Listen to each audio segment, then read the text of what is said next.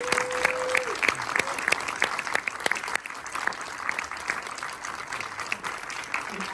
Koji Yakusho.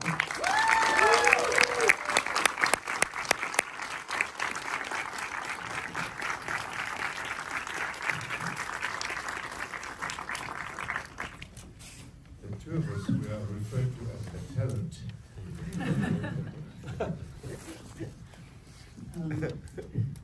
So then this film began, it's not often I get to say this, but it began, as I understand it, with the toilets, specifically the Tokyo Toilet Project. Is that correct? Yes. It started with the toilets, and it started at a time when I was very homesick for Tokyo. I told my wife, and before I knew it, there was a letter from Tokyo inviting me to come to Tokyo and look at these places and see if they could inspire me to maybe possibly shoot a handful of small documentary subjects on architects and their quite unique creations of very small things. Normally these people build banks and stadiums and skyrises, and they build toilets. And I was asked to come and check out this art project or social project. So you, this is a film that you wrote with Takuma Takasaki. Where did the character of Hirayama come from? Well, when I realized I wasn't all that interested in doing these short documentaries, but I realized there was something much bigger behind what I saw. These toilets, but also Tokyo at the time after the pandemic. I suggested to, instead of doing short documentaries, doing a fictional story. And I thought I'd just talk myself out of a nice job. But instead they said, great, let's do it. But all we need is an actor and a script. And miraculously, this man said, I'll do it. If Tim is doing it, I'm in. So we only had to write the script, and the guy who invited me in the first place, because he knew I liked Tokyo and he knew I liked architecture, I said, no, you better come with me to Berlin, because I had to go back and rewrite the script. We did it very fast. I mean, if there's any writer in the audience, don't get jealous. We did it in 3 weeks. Can be done. So Koji, what did you think of this character? This is a character who often spends a lot of the time on screen in silence and doing work. What appealed to you about this character?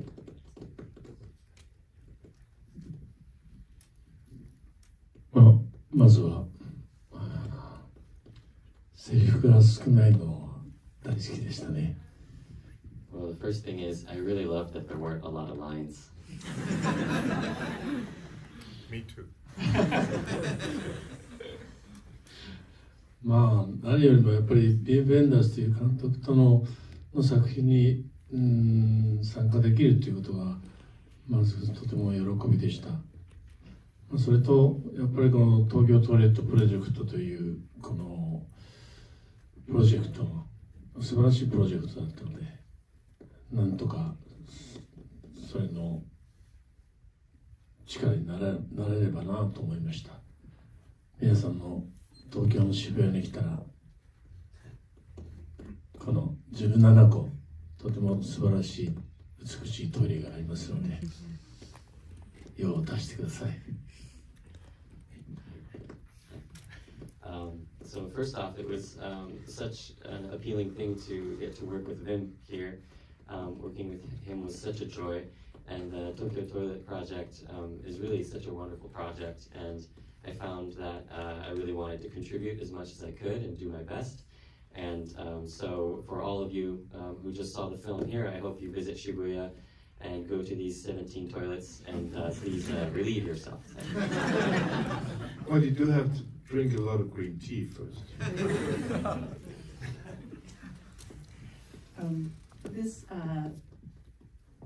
This character lives in one of the largest and most modern cities in the world, but also lives in a way that is a bit out of step. He listens to cassettes, he likes to read, he is not watching TV, he leads this kind of unique life. How did you prepare to play a character like that?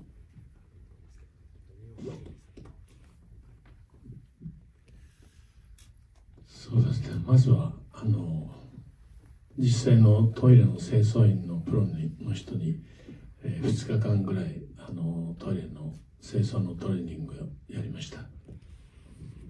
So first thing that came was the professional cleaners who cleaned the toilets taught me how to clean the toilets. まあ僕が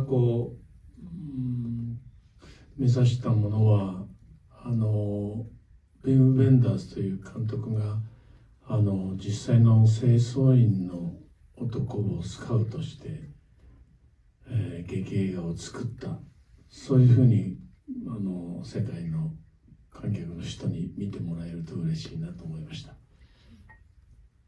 So my goal was always for audiences around the world to see this film and think, oh, Vim, hired an actual janitor somewhere and got him to star in this film.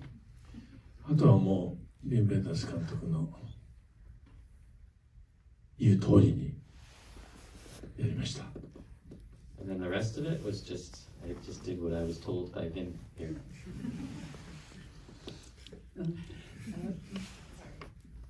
I just made a documentary about a toilet case.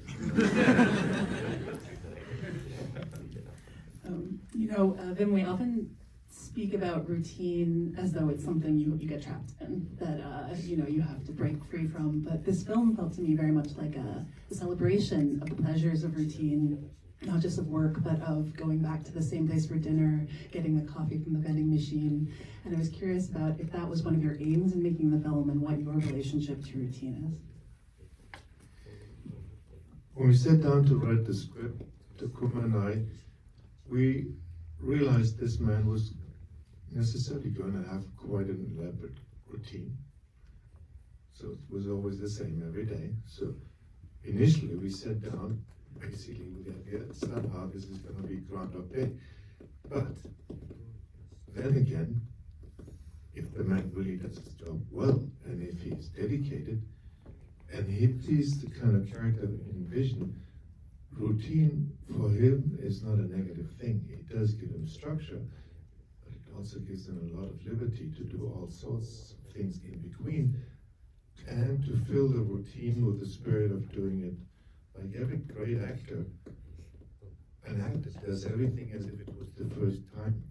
And I hoped he was going to do his routine also, as each time was the first time.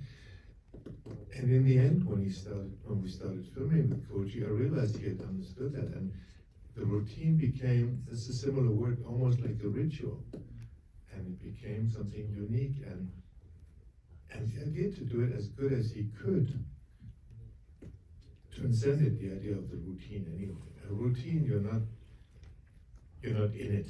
You can do it sleeping. That's the way we mostly understand routine. But in our idea, routine was a beautiful word for something that you love to do and that gave your life some sort of shape and form.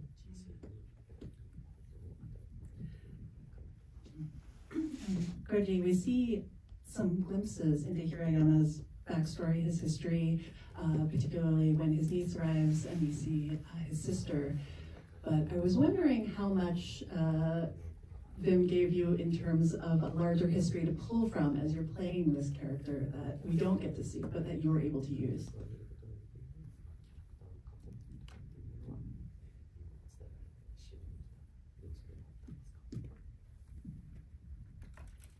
そうです。もうまさにその通り、監督が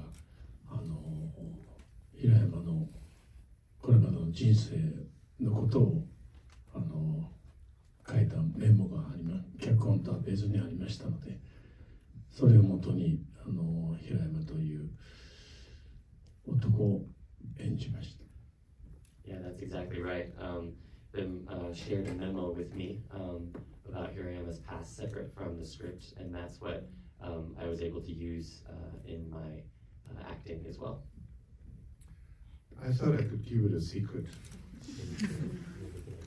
I felt in the script was enough that I wanted to reveal, and it was good that it was a secret of what life he had led before, and that it was enough that you caught a glimpse of his family and his sister in a big expensive car with a driver, and he probably had a similar life before. And I felt it was nice that you wouldn't know more than that. But of course, as an actor, he did want to know more. So my secret biography of Hirayama, I had to share it with him. And it was good. I mean, we both knew a little bit better afterwards who he was and how he would act. But I'm not revealing it.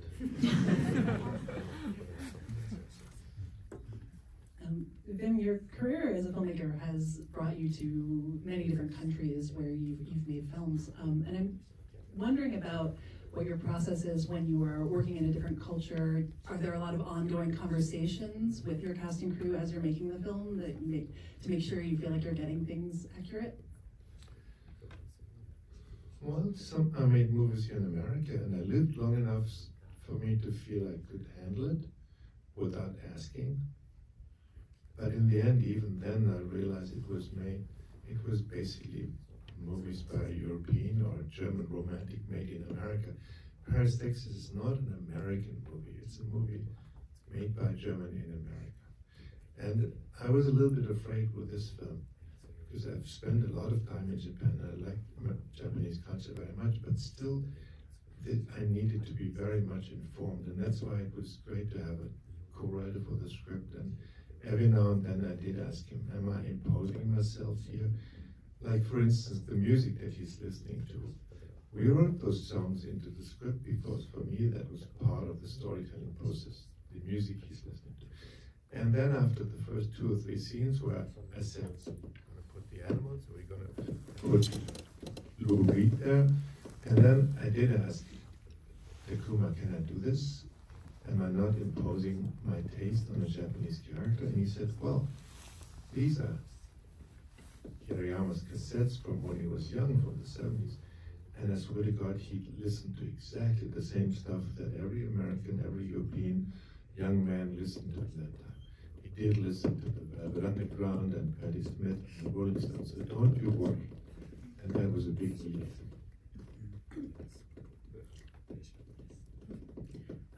Koji, I'm curious if your taste in music lines up with Hirayama's at all.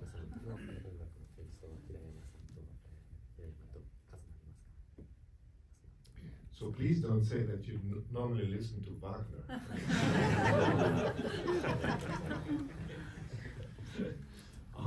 ちょっと僕の年齢よりもちょっとやっぱり上の年齢の監督の時代の音楽だよね。僕知ってる曲はもっと2曲しかなかったかな。I think a lot of the songs were maybe from a time slightly before mine, because you're a little bit above me, but I felt that I only knew about 2 songs from the group of songs that we had in the film. But I have to reveal. You remember, the Animals song, House of the Rising Sun, appears twice in the film, right? In the beginning, he listens to it in his car, and then Mama at the restaurant sings it as well. In his youth, I have proof, I've seen it on television. He also sang it himself. So that song you definitely knew.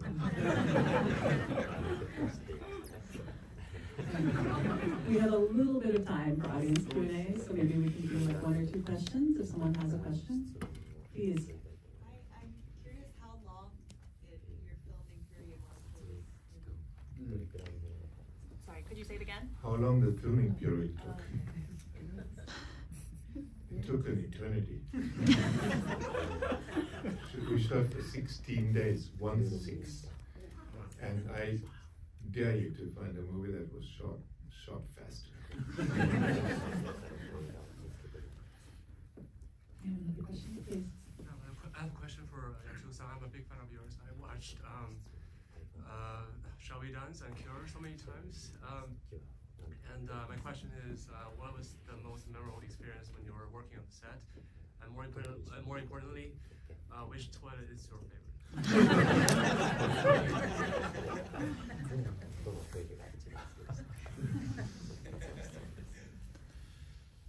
そうですね。Now I'm curious.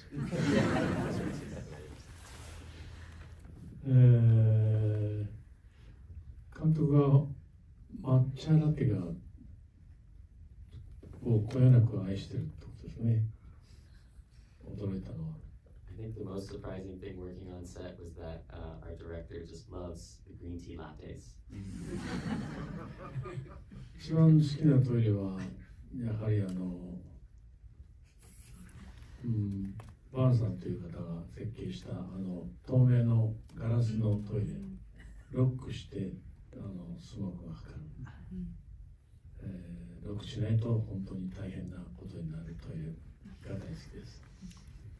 And in terms of my favorite toilet in the film, there was a person named Bansan, who designed the glass toilet that you saw, and when you lock it, it clouds, and so you really need to make sure you've locked it.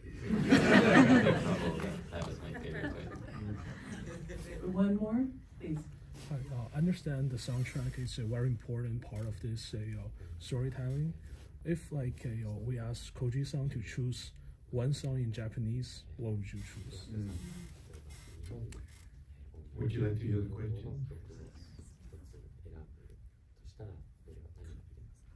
If the soundtrack was part of the storytelling, could you choose one song in Japanese?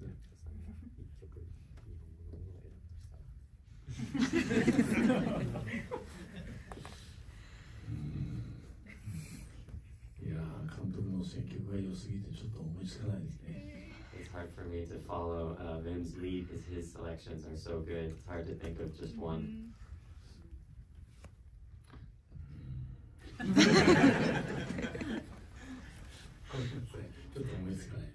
Sorry, it's hard to think of just one right now. We did have a Japanese song in it, and she was the Japanese Joni Mitchell of the 70s, and she then moved to California, and I loved her song. So Soichi's song is in the film Bluefish. It's called, I have to refer to someone to give me the Japanese title of Bluefish.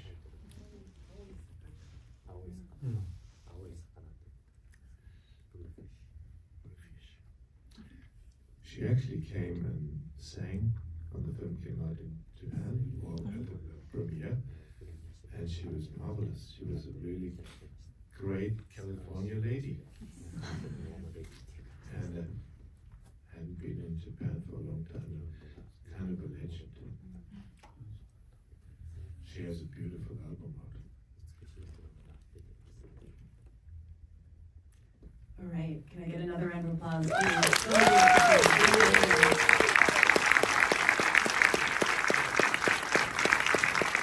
Thank you.